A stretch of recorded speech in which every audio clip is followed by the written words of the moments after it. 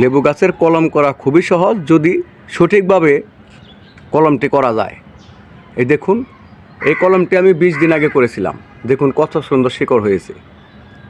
দেখুন, আমি এই লেবু গাছটিতে কয়েকটা কলম করেছি, প্রত্যেকটা কলমেই কিন্তু সুন্দর শিকড় বেরিয়েছে। এখন এই কলমটি আমি কেটে মাটি প্রস্তুত করে আপনাদের রোপণ করা দেখাবো।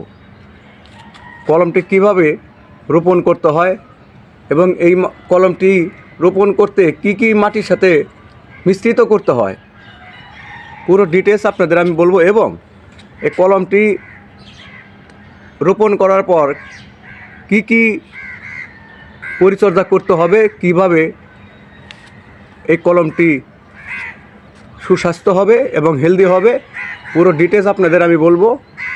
দেখুন, এটা আমার 12 মাসি লেবু গাছ। 12 মাসি লেবু গাছে আপনার 12 মাসেই আপনি কলম কাটতে পারেন। দেখুন আমার কত সুন্দর লেবু এসেছে, সারা বছরে আপনি কলম কাটতে পারবেন। এখন আমি আপনাদের কলম কেটে দেখাবো। এই কলমটির যে আমি করেছি তার একটু নিচ দিয়ে, কারণ কলমের মধ্যে না কোনোভাবে আঘাত না পায়। দেখুন, এভাবে সুন্দর করে পলি উঠিয়ে তারপর আপনার কেসি দিয়ে সুন্দর করে কলমটি কাটতে হবে, কলমের যেন কোনোভাবেই আঘাত না পায়। দেখুন, দেখুন আমি কলমটি কেটে, দেখুন কত সুন্দর শিকড় হয়েছে। আমি আপনাদের খুলে দেখাবো। আমি এখন মাটি প্রস্তুত করে নেব। কিভাবে মাটি প্রস্তুত করতে হয়, বেলে দোআঁশ মাটি নিয়েছি, তার ভিতরে কিছু শক্ত শক্ত মাটি আছে, এগুলো আমি ভেঙে নেব। এই দেখুন, এগুলো আমি ভালো করে ভেঙে নেব।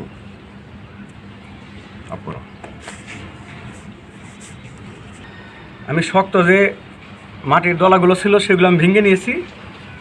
এখন আমি এই মাটির ভিতরে কিছু জৈব সার দেব। আমি কিছু জৈব সার দিয়ে এই কলমের গাছগুলো এখন আমি রোপণ করব। এখন আপনাদের আমি রোপণ করা দেখাবো। আমার মাটি মিশ্রিত করা শেষ হয়ে গেছে। এই দেখুন, মাটির মধ্যে অনেক পুষ্টি আছে, কারণ এটা বেলে দোআঁশ মাটি। এই শক্ত যে দলাগুলো এগুলো ভেঙে নেবে, কারণ এগুলো থাকলে কিন্তু আপনার শেকড় ছড়াতে পারবে না। আমি এই গ্রো ব্যাগটিতে আমি গাছ রোপণ করে দেখাবো। এই গ্রো ব্যাগটি আমার নিজেরই তৈরি করা। দেখুন কিভাবে গাছ রোপণ করতে হয়। আমি আগে অল্প করে এই গ্রো ব্যাগটিতে মাটি দিয়ে নেব। দেখুন,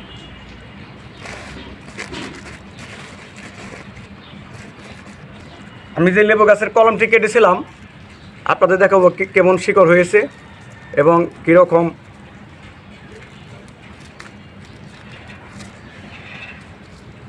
দেখাতে পারে। এই দেখুন, দেখুন কীরকম শিকড় হয়েছে। এটা খুলতে হবে কিন্তু খুব সাবধানে, আস্তে আস্তে খুলতে হবে। যদি শিকড়ে আঘাত পায় তাহলে কিন্তু আপনার কলমটা নষ্ট হয়ে যাবে। এই দেখুন, আস্তে আস্তে খুলতে হবে। এটি আমার 20 দিন আগে কলম করা ছিল। এই দেখুন কত সুন্দর শিকড় হয়েছে। দেখুন, আমি আপনাদের দেখাচ্ছি। এই দেখুন কত সুন্দর শিকড় হয়েছে। প্রত্যেকটা শিকড় দেখুন হেলদি এবং সবুজ। দেখুন কত সুন্দর। আমি এখন আপনাদের এই কলমটি রোপণ করে দেখাবো।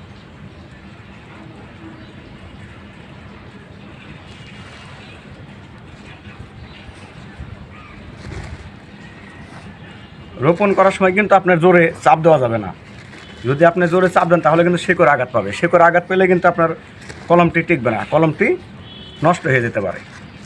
এই দেখুন, আলতোভাবে কলমটি রোপণ করতে হবে। আমি গ্রো ব্যাগে আপনাদের দেখালাম। আপনারা যে কোনো টপে বা বালতিতে, আপনার যে কোনো জিনিসের উপর আপনার কলমটি রোপণ করতে পারেন। পাশ দিয়ে চাপ দেবেন, কিন্তু কলমে বেশি চাপ দেওয়া যাবে না। কলম আলতোভাবে রাখতে হবে। 7 দিন ছাওয়া জায়গায় রাখতে হবে। যেহেতু আমি কলমটি এখন রোপণ করেছি, সরাসরি রোদ্রের মধ্যে রাখা যাবে না, ছাওয়ার স্থানে রাখতে হবে। রোপণ করা হয়ে গেছে।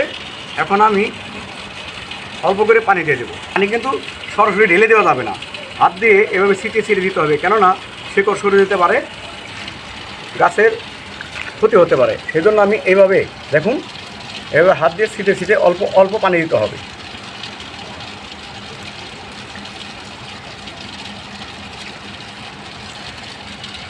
আমার পানি দেওয়া হয়ে গেছে। এখন আমি কলমের গাছগুলো ছাওয়ার স্থানে রাখবো।